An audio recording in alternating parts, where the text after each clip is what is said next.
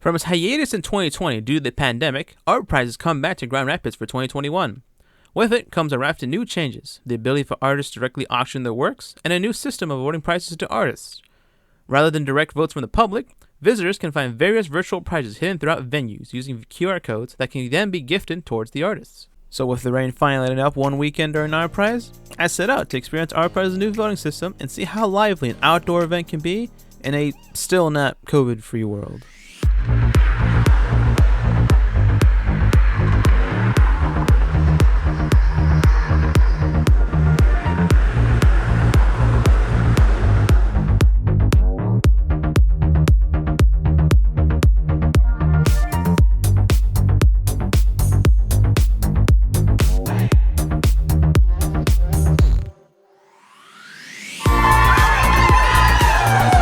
Using the Silver Line bus to head downtown, free of charge courtesy of Grand Valley Student ID, we were greeted by a rather lively pub cruiser passing on by. On the sidewalks, crowds of people were gathered around various installations, such as the Egg Purge, which gave out various prizes to visitors. My focus, however, was previewing the QR system to find awards, and this is where we hit our first roadblock.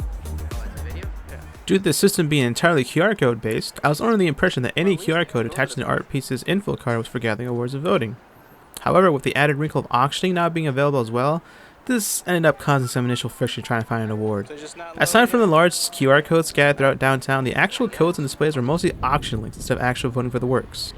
When you did manage to get a QR code valid for collecting awards, the combination of cell reception speed and the website ArtPrize was using to host the awards ended up causing some frustration, waiting up to several minutes at worst for the site to load, only to then be disappointed that you didn't find anything there. Since it was a scavenger hunt to find awards, the possibility of finding no awards or locations was very real, and it was something that we experienced for about half of all the codes we tried. On the topic of cell reception, I even tried using my own personal phone, which was trying to like Google Fi, which is an MVNO that licenses out T-Mobile's network. At the time of recording, AT&T strangely has completely ignored most of Grand Rapids, especially downtown in terms of 5G buildup, but T-Mobile at the very least had built baseline 5G support. I was hoping this touted improved capacity of 5G would help out the situation, but since it's still the early days, it can still suffer the same conditions as 4G does in crowded environments. Yeah, go through the process.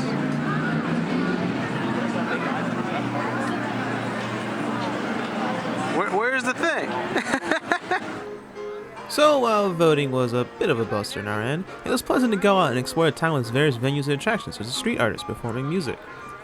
There were a few art patches that really caught my attention. Inside one of the buildings acting as an indoor venue was an installation covering the entire wall of papier-mâché soul boxes depicting various victims of gun violence.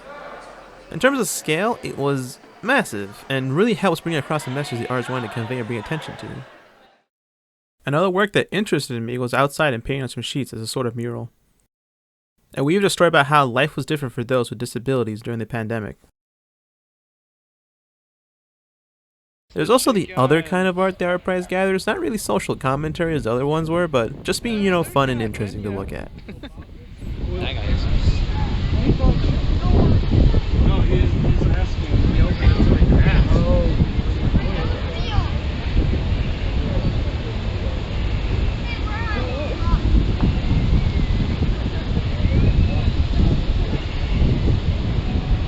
I want above.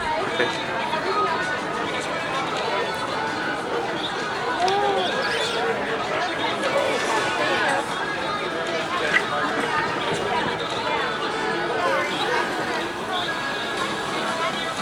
Sparking? That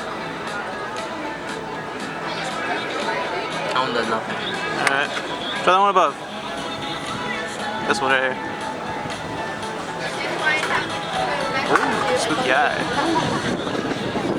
Oh no, the wind! Let's go back there.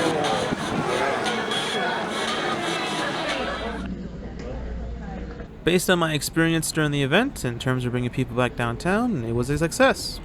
In terms of the voting system, however, I have my qualms about it.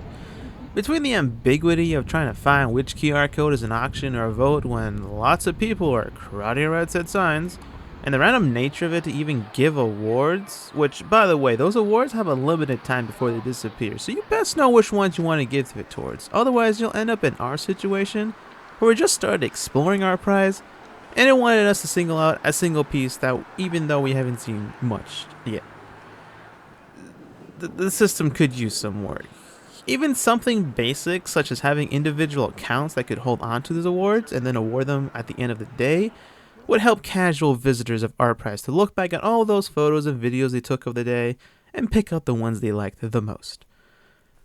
Granted, this would be even more work on the part of the event organizers, but for an event that lives and breathes for secondhand memories, having to vote in the moment rather than the old system of holding on to business cards to text votes later seems counterintuitive. Something. What you got? Watch and wonder. I mean, this apparently lights up at night, so I don't know. We're not here at night, are we?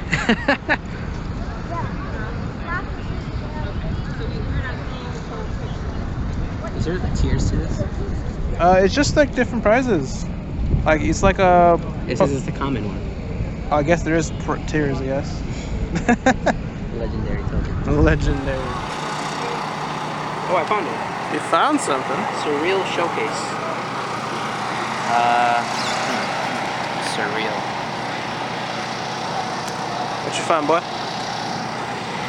All right. What you gonna give it to, boy? Somebody. What will he get this time? It will load.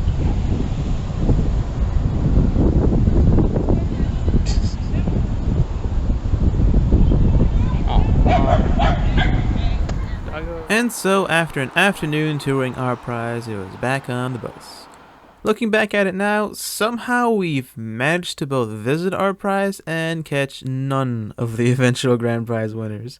But being the nature of ArtPrize, well, that memory isn't there of seeing the works in person. Its existence is preserved through the images people have taken and uploaded for others to view of their own experiences.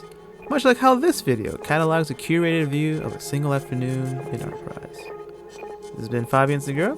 I hope you've enjoyed this experience and hopefully I've learned something during the process. Thank you.